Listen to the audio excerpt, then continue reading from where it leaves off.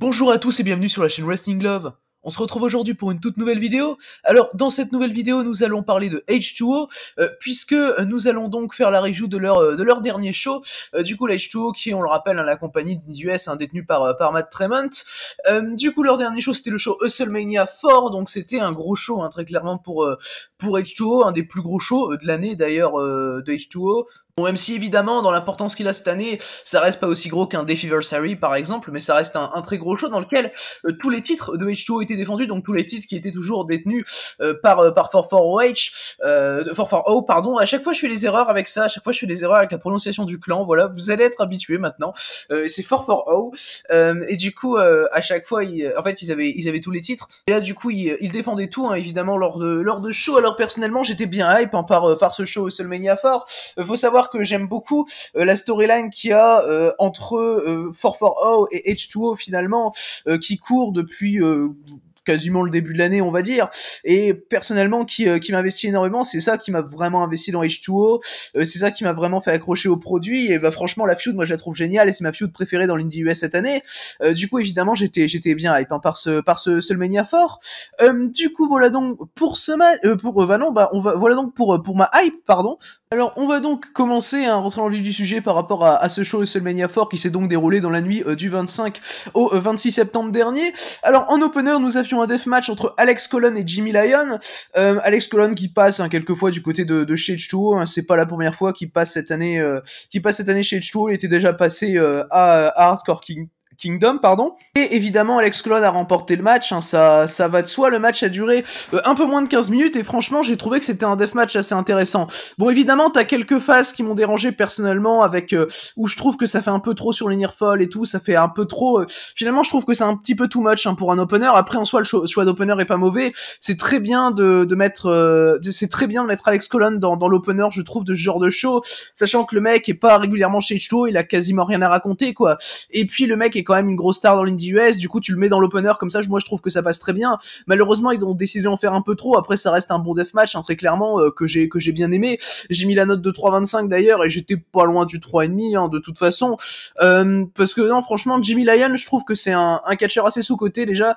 Franchement, c'est la plupart de ces deathmatchs que j'ai eu l'occasion de voir, j'ai trouvé assez intéressant, et celui-là n'a clairement pas fait exception, parce que franchement voilà, c'est pas, j'ai des petits défauts sur le match évidemment, mais c'est loin d'être un mauvais match. Et très clairement c'était bien sympa, pour ouvrir ce show WrestleMania 4 à mon sens, et victoire d'Alex Colon qui est du coup assez logique, par rapport à son statut en dehors de H2O. Du coup voilà donc par rapport à cet opener, on va désormais pouvoir passer au deuxième match du show.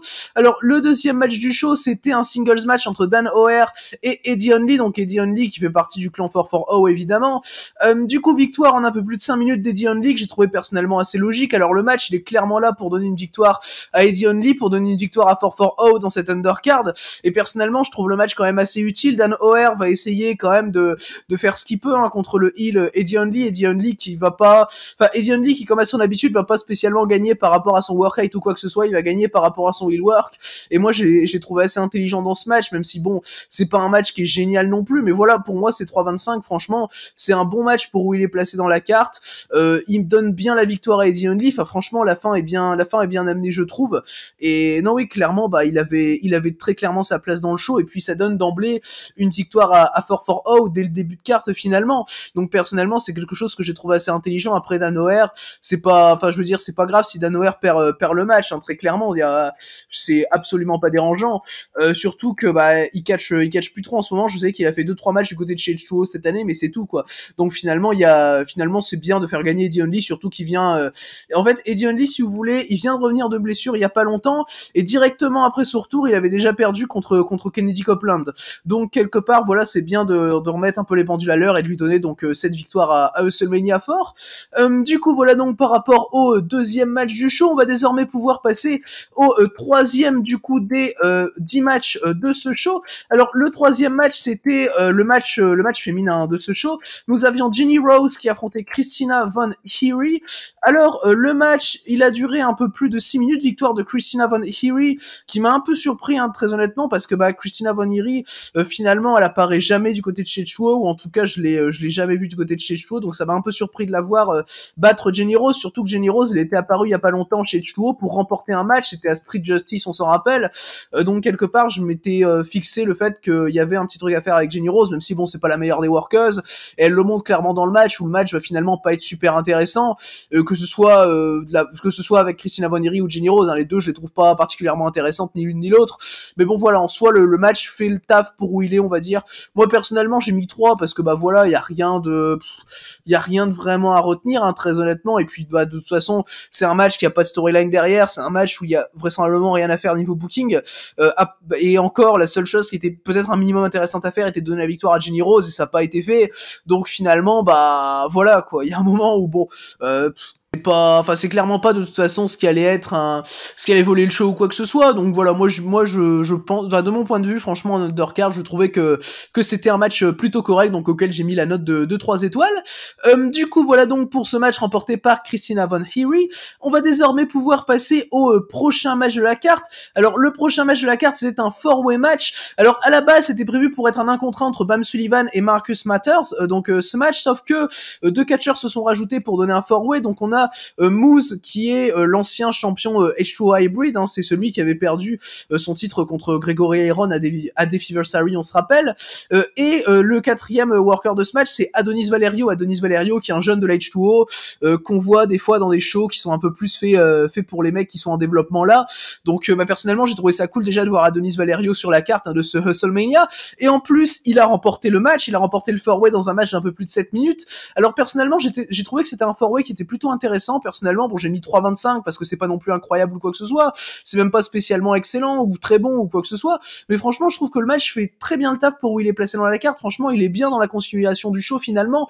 La victoire d'Adonis Valerio, on l'attendait pas, hein, très clairement, la victoire d'Adonis Valerio, mais moi je l'ai trouvé quand même bien amené, j'ai trouvé le finish quand même bien fait et surprenant, mais dans le vrai bon sens du terme, quoi, parce que dans le sens où Adonis Valerio, clairement, franchement, il prend une grosse victoire, hein, probablement la plus grosse victoire dans sa carrière d'ailleurs, Adonis Valerio, contre un ancien champion H2O Hybrid, contre Marcus Matters, qui est un jeune qui est en train d'avoir un très gros développement du côté de chez H2O et qui est probablement la plus grosse pépite que H2O a pu former, et Bam Sullivan, qui est un gros catcheur deathmatch, hein, qui est souvent du côté de chez H2O, de chez Game Changer Wrestling également, de chez No Peace Underground. Enfin voilà, le mec il tourne beaucoup dans l'indie US, hein, Bam Sullivan dans tout ce qui est deathmatch. Et t'as Adonis Valerio qui parvient quand même à remporter le match, donc j'ai trouvé personnellement que c'était surprenant, mais comme j'ai dit, vraiment bien fait, et le match dans son ensemble m'a plu, il y avait un bon rythme, des bons enchaînements, enfin voilà, des bonnes séquences, et j'ai particulièrement aimé les échanges personnellement entre Bam Sullivan et Marcus Matters, ce qui est finalement un peu logique quand même,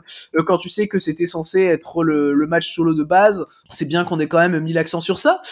Du coup voilà, donc pour ce 4-way, on va désormais pouvoir passer au 5e match du show. Alors le 5e match du show, c'était un match qui opposait Reed Walker à Brandon Kirk, donc qui était un match qui m'a hypé bien personnellement, sachant que Brandon Kirk, c'est un catcheur que j'aime beaucoup, qui tourne très souvent du côté de chez ICW et Allsbard, et c'est toujours un plaisir de le voir. Ça m'avait d'ailleurs fait bien plaisir quand j'ai vu qu'il avait été annoncé sur la carte de WrestleMania 4, et très clairement Brandon Kirk, il a continué à avoir un bon heel work, hein, dans ce match évidemment.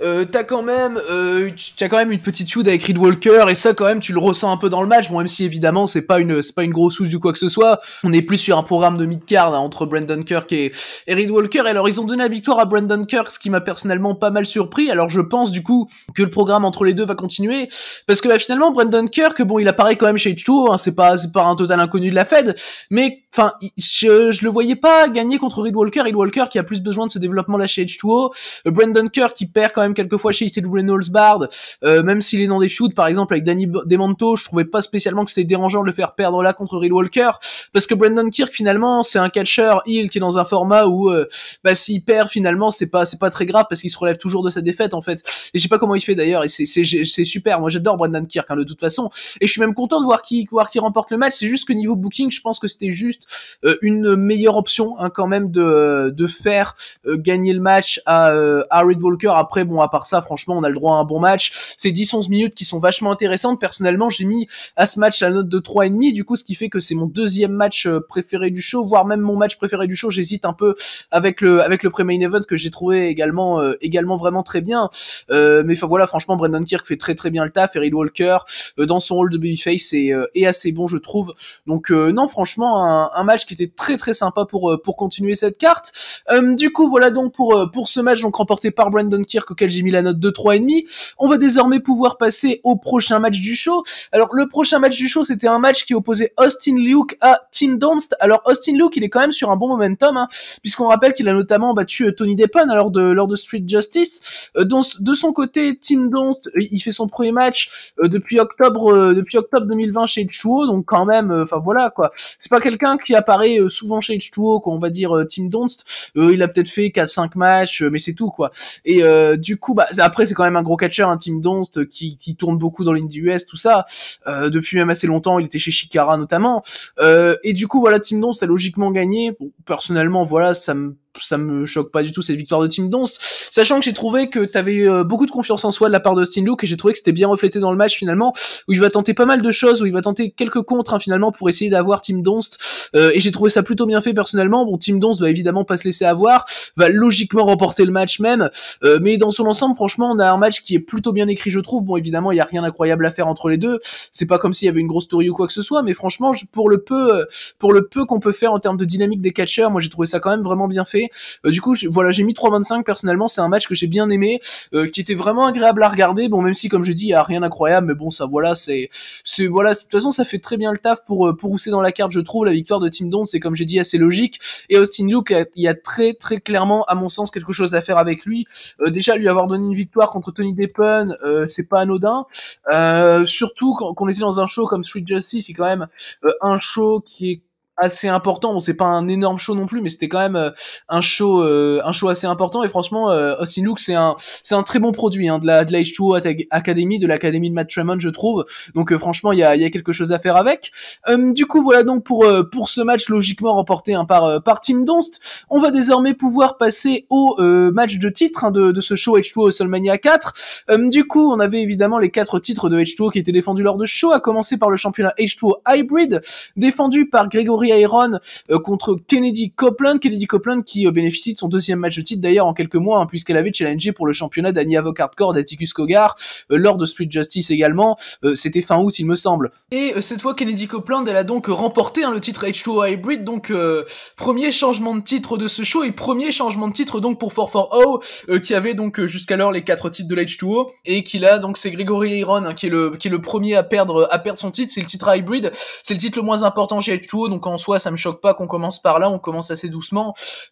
Kennedy Copeland remporte le match en 45 secondes d'ailleurs, parce qu'en gros t'as Gregory Iron qui va pas mal se moquer de Kennedy Copeland au début, et Copeland va réussir dès le début du match à prendre Iron en soumission, et Iron va taper au bout d'un moment parce qu'il peut pas continuer et qu'il arrive pas à aller attraper les cordes, ou en soi Copeland a eu Gregory Iron par surprise un peu à son propre jeu finalement, et ça montre bien que en fait finalement Iron est arrivé dans ce match trop confiant, donc voilà, l'idée était bonne personnellement. Bon, c'est évidemment le match que j'ai le moins aimé du show parce qu'il dure 45 secondes, donc voilà, mais en tout cas voilà, l'idée de booking est bonne à mon sens. C'est quand même un peu dommage de torcher le match de titre de WrestleMania. Bon, c'est le match de titre Hybrid, donc ça va encore, mais c'est dommage de le torcher en 45 secondes.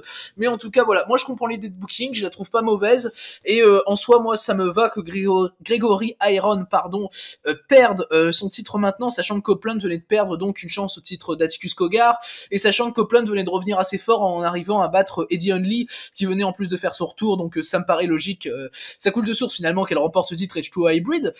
Du coup voilà donc pour ce match donc remporté par Kennedy Copeland, on va désormais pouvoir passer au prochain match de la carte. Alors le prochain match de la carte, c'était un freeway tag team match Falls Count Anywhere, qui était donc pour les championnats H2O tag team.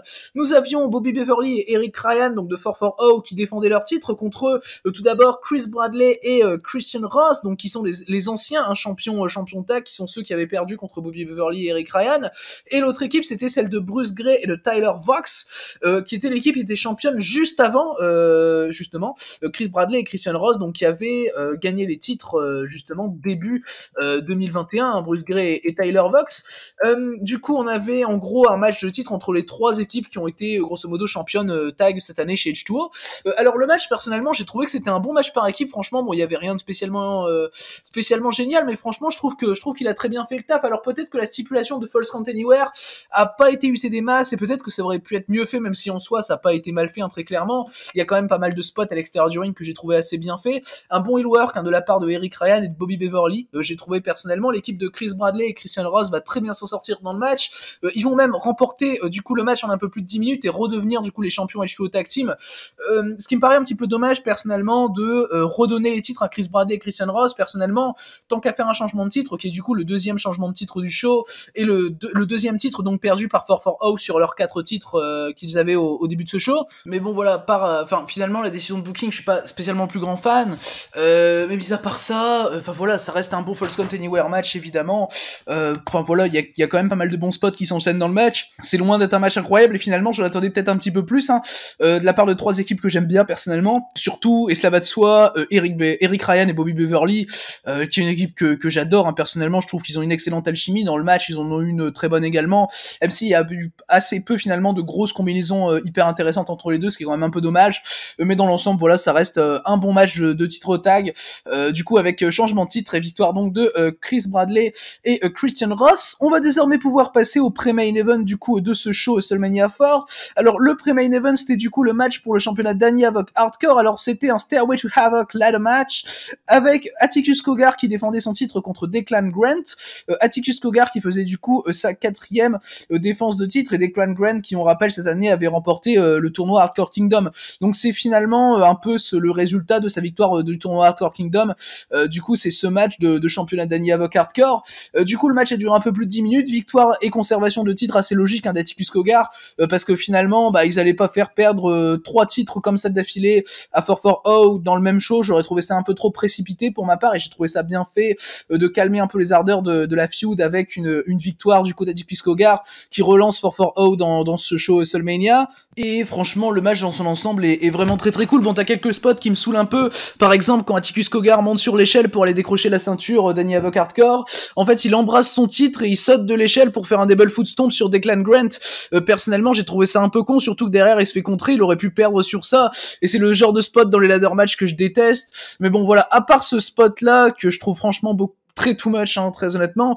À part ce spot-là, franchement, le match était vraiment très bon, avec une bonne dynamique, avec un très bon heel work de la part de Cogar, qui va à un moment évidemment faire son spot d'épique, hein, sur Declan Grant, que j'aime beaucoup. Et dans Cogar, il va très clairement maîtriser son sujet. En face, t'as un Declan Grant qui est assez hargneux. Tu sens qu'il se bat pour quelque chose. Enfin, tu sens qu'il représente vraiment quelque chose avec le titre Danny Havoc Hardcore, qui est évidemment en hommage à Danny Havoc, et que la H2O ne supporte pas de voir sur les épaules d'un membre de 4-4-0. Donc personnellement, dans ce sens-là, je trouve l'histoire assez bien racontée, et Cogar conserve logiquement son titre, hein. Je le vois quand même avoir un assez long règne personnellement, Atticus Cogar, et donc voilà, dans l'ensemble le match était vraiment très bon. Du coup voilà donc pour ce match qui était au passage, hein, très probablement mon match préféré du show. On va désormais pouvoir passer au main event du coup de WrestleMania 4. Alors le main event, c'était du coup le match pour le championnat H2O Heavyweight, et c'était un 4-way House of Havoc Death Match qui s'est donc déroulé dans une cage, avec Ricky Shane Page qui défendait son titre contre Devon Moore, Ron Mathis et Chuck Payne qui est d'ailleurs l'ancien champion H2O Heavyweight, qui est celui qui a perdu le titre, hein, contre Ricky Shane Page, on se rappelle, c'était le 26 juin dernier lors de Defiversary.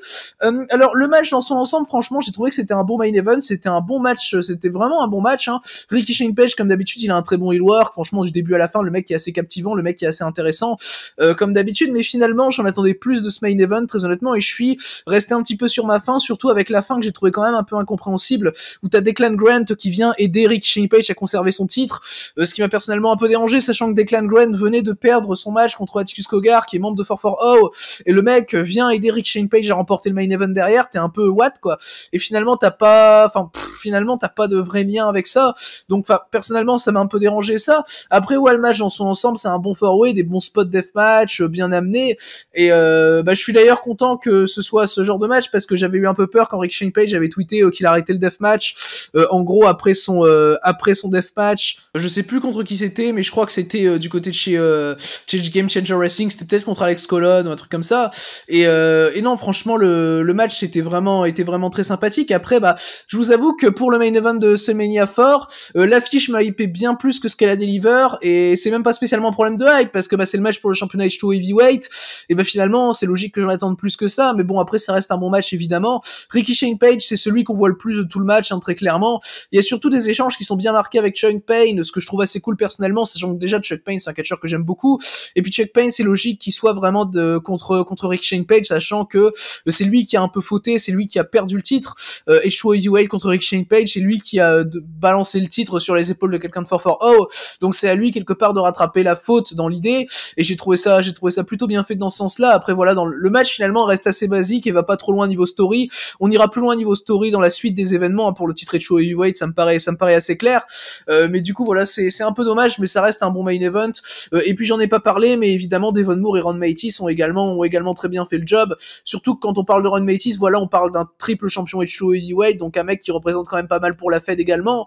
Donc finalement tu as quand même de la matière en plus. Devon Moore, c'est un catcheur que je trouve plutôt bon personnellement, qui était un petit peu transparent, mais qui a fait une performance assez correcte. Mais ouais, dans l'ensemble, donc un bon main event auquel j'ai mis donc la note de 3,25 et qui a duré 11 minutes pour voir une conservation de titre de Ricky Shane Page.